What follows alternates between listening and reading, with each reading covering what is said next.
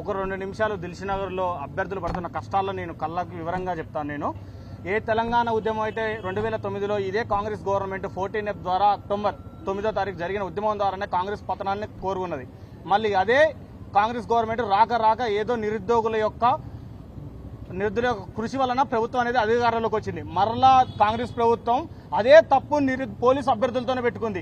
ఏ రోజైతే పతనం అయిందో మళ్ళీ అదే రోజు మళ్ళీ కూడా దిల్సుఖ్నగర్ కానిస్టేబుల్ అభ్యర్థులతో పెట్టుకోవడం వల్ల చాలా ఇబ్బంది పడుతున్నది.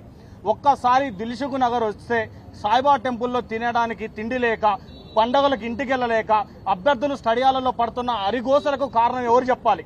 నీకు సలహాలు ఇస్తున్నది ఎవరు? 32 సంవత్సరాలు ఏ జీవోమని నీకు ఇచ్చిన ఎదవెవడు? జీవోలో రాసినావు, వినతి పత్రాల ద్వారా నీకు 32 సంవత్సరాలు ఏజ్ ఇస్తున్నావు నువ్వు రాసినావు. 32 సంవత్సరాలు ఇచ్చిన ఎదవెవడు? నీకు సలహా ఇస్తున్న ఎదవలేవుడు? ఆ బోర్డు చైర్మన్ తొలగించేది లేదు. మా యొక్క అక్కడ ఇప్పటికి 16 మంది విద్యార్థులు చచ్చిపోయారు. వాళ్ళ యొక్క సమాధానం ఎవరు చెప్పాలి? ఈ గవర్నమెంట్ ఎవడు మాట్లాడితే వాడి మీద వీడు ఆ పార్టీ కోవట్టు, ఈ పార్టీ కోవట్టు. నువ్వు ఎవడి కోవట్టివి అసలు? ఇంతకి సమాధానం ఎవరు చెప్పాలి? నిరుద్యోగులకు ఎక్కడి నుంచి వస్తాయి? ఏ అధికారంతో నువ్వు దిల్సిన గాంధీ భవన్ లో పల్లీలు అమ్ముకుంటుంటే మిమ్మల్ని వచ్చి మేము కలిసి మీకు తాగడానికి వాటర్ బాటిల్ లేకపోతే మా డబ్బులు పెట్టుకొని ఇచ్చిన మేము ఈ రోజు నువ్వు ఏసీ కార్లలో కాన్వాయిలు పెట్టుకొని తిరుగుతుంటే నిరుద్యోగులు ఇక్కడ తిరగాల? ఏ శాపంతో నువ్వు వచ్చినావు? అందుకనే కాంగ్రెస్ ప్రభుత్వం కాంగ్రెస్ ప్రభుత్వం వచ్చిన ఏ రాష్ట్రం కూడా బాగుపడ్డట్టు చరిత్ర కూడా లేదు. అనవసరంగా ఓట్లేసినాం. ఆ రోజు ఇదే మీ ఇంద్రన్న, ఇదే శంకర్ అన్న, ఇదే నవీన్ పట్నాయక్, ఇదే శిము, ఇదే కుమార్ అన్న ఆ రోజు మీకు దేవుళ్ళలాగా కనపడ్డ వాళ్ళు ఈ రోజు దయ్యాలలాగా కనపడుతురా? మమ్మల్ని నమ్మి ఓట్లేసిన 15 లక్షల మంది అభ్యర్థుల యొక్క అరిగోసలు మీకు వినపడట్లేదా? ఏ రోజైతే ఈ రోజు అధికారం ఉందని అధమోహంతో ఎగురుతున్న కాంగ్రెస్ నాయకులందరికీ ఒకటే చెప్పాల్సుకున్నాం, నిరుద్యోగులను ఇబ్బంది పెట్టకండి. నిరుద్యోగులను ఇబ్బంది పెట్టండి. ఒక్కరోజు రాండి, హాస్టల్లో ఫుడ్ తినండి. మీరు ఒక్కరోజు నీ కొడుకులు వచ్చి ఒక్కరోజు ఇక్కడ చదివి మీరు జాబులు ఉద్యోగాలు పంచుకున్నట్టు కాదు. అది ఎమ్మటే రాముల నాయక్ కోడలకి అది వస్తుంది జాబ్, ఏదో డిఎస్పీ వస్తుంది. మిగతా వాళ్ళ పొంగులేట్ రిలేటివ్స్ కి జాబులు వస్తాయి, కొండా సురేఖలో రిలేటివ్స్ వస్తాయి. ఎవడు వీళ్ళంతా ఎక్కడి నుంచి వచ్చారు? 4 జిల్లాలు గెలవడానికి ప్రధాన కారణమైన నిరుద్యోగులు కానిస్టేబుల్ అభ్యర్థులు ఎక్కడి వేరు? సమయం చెప్పాలి. ఇదే అద్దంకి దగ్గర అన్న నిన్న కాక 2 డేస్ బ్యాక్ రికార్డు కూడా మీ మీడియా వాళ్ళకి పంపిస్తా. 2 డేస్ బ్యాక్ అన్న జీవో నెంబర్ 40 అన్న జీవో 87 వచ్చింది అన్నట్టు ఏం జీవోలే మీకు ఏం పని పాటలేదు నిరుద్యోగులు కన్నాడు అన్న రికార్డు కూడా చేసుకున్న ఆ విషయం.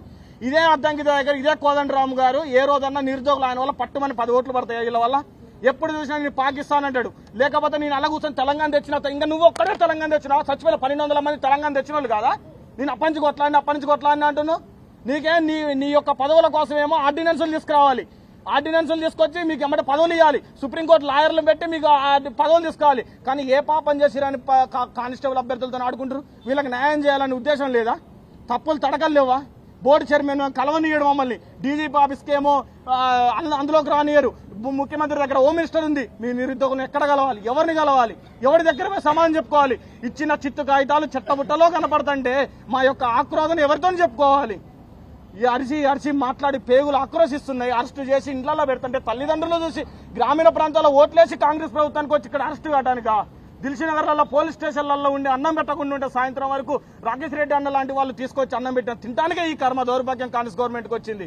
ఏ పాపం చేసినావు అని కాంగ్రెస్ గవర్నమెంట్కి ఆ రోజు ఓటేయమని ఇదే నోటితోని మాట్లాడి ఇదే నోటితోటి కానిస్టేబుల్ అభ్యర్థులు నువ్వే కదా ఓటు, నేను ఈ రోజు ప్రశ్నించిన కామెంట్లలో నువ్వే కదా ఓటేయమని చెప్పినావు అంటే ఎటకారంగా మాట్లాడుతుంటే ఏమి సమాధానం చెప్పాలి? పేగులు మాడిపోతున్నాయి కదా. దిల్సుఖ్నగర్లో ధర్నాలు పెట్టలేక, ఛార్జీలకు డబ్బులు లేక రాలేక ఇవన్నీ అవస్థలు ఎవడు పడాలి? ఒక్క రోజు వచ్చి చూడు దిల్సుఖ్నగర్లో సాయంత్రం 5 గంటలకు కానిస్టేబుల్ అభ్యర్థులకు అరిగోసలు నీకు వినపడతాయి. ఎంతకని చెప్పాలి? ఎవరికి చెప్పాలి? ఎవరికి చెప్తే మా మాటలు వింటారు? ఒక్కసారి కాంగ్రెస్ గవర్నమెంట్ చేతులు ఎచ్చి జోడిస్తున్నాం. ఎవరితోనైనా ఒప్పుకోండి. కానిస్టేబుల్ అభ్యర్థులు 34-30 సంవత్సరాలు దాటిన తర్వాత ఉరకలేరు, రన్నింగ్ చేయలేరు, వయోవారంతో ఇబ్బంది పడే అవకాశం ఉంటుంది. కాబట్టి వాళ్ళందరూ పుష్టిమైన ఆహారం తీసుకోవాలి. కాబట్టి దయచేసి ఉంచుకొని వెంటనే నోటిఫికేషన్ ఇవ్వాల్సిందిగా ప్రభుత్వాన్ని విజ్ఞప్తి చేస్తున్నాను.